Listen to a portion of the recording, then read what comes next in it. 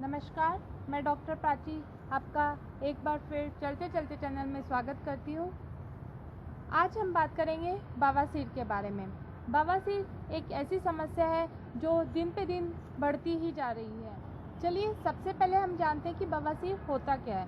बवासीर को हम इंग्लिश में पाइल्स भी बोलते हैं। बवासीर में आपको मल त्याग के समय बहुत ज़्यादा पेन होता है, बहुत ज़्यादा पीड़ा होती है और उसके साथ साथ आपको ब्लीडिंग भी होती है।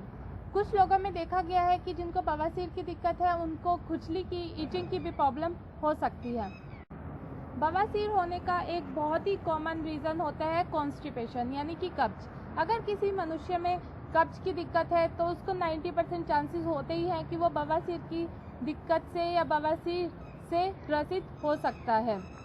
मेनली बवासीर में क्या होता है कि जब हमें कब्ज की दिक्कत होती है तो हमारा जो मल होता है वो बहुत ही हार्ड हो जाता है, हमारे स्टूल बहुत ज़्यादा हार्ड हो जाता है, जो कि जब बाहर निकलता है तो हमारे एनस की, हमारे मलाशय की जो मांसपेशियाँ हैं, जो मुलायम मांसपेशियाँ हैं, उनको हर्ट करता है और वहाँ पे इंजरी कर देता है, जिसकी वजह से ब्लीडिंग भी होती है, जिससे कि वो एक घाव बनकर फ्यूचर में एक मस्से का रूप ले लेता है। अगर आप लोग बवासीर से छुटकारा पाना चाहते हैं तो सबसे पहले तो ध्यान रखिए कि आपको कब्ज की प्रॉब्लम नहीं होनी चाहिए। अगर किसी इंसान को कब्ज की प्रॉब्लम ज़्यादा रहती है तो उससे बचने के लिए इसबगोल की भूसी जो आती है वो भी ले सकता है। और चलिए बात करते हैं इसके अलावा आप क्या होम रेमेडीज़ इस्तेमाल कर सकते हैं बवासीर से बचने के लिए।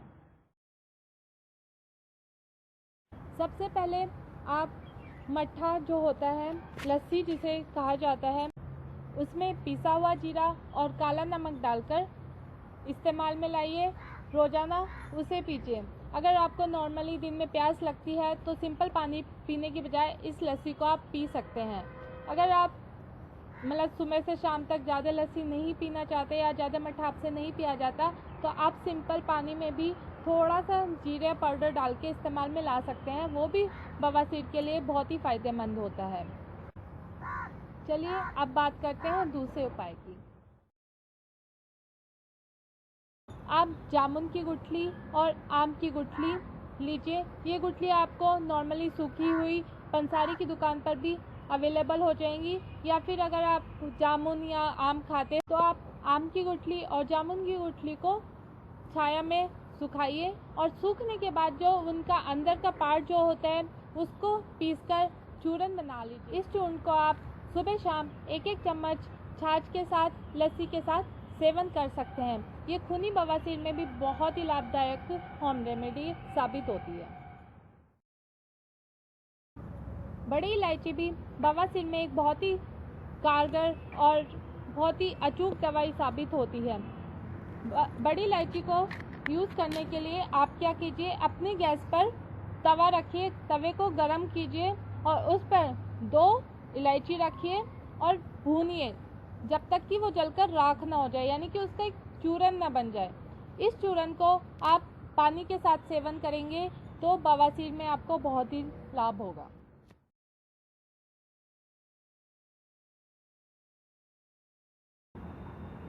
इसके साथ ही किशमिश का भी आप प्रयोग बवासीर में कर सकते हैं। किशमिश का प्रयोग करने के लिए आपको क्या करना है कि रात को किशमिश के 10 नग पानी में भिगोकर रखने हैं और अगले सुबह उठकर अपना हाथ धोकर उसी पानी में उन 10 नगों को किशमिश के मसलना है और उस पानी को आपको सेवन करना है।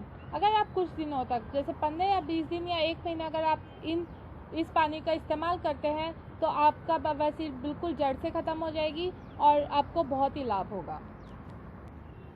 पर हाँ, ध्यान रखिए कि ये जो प्रयोग है आपको सुबह खाली पेट करना है और उसके आधे घंटे बाद ही आप कुछ खाएं या पिएं। बवासीर में नीम का तेल भी बहुत ही कारगर होता है। आप रोज़ 4 से 5 बूंद नीम का तेल पीजिए और साथ ही साथ आप इस तेल को अपने मस्सों पर भी अप्लाई कर सकते हैं, जो कि आपको बहुत ही फ़ायदा मिलेगा।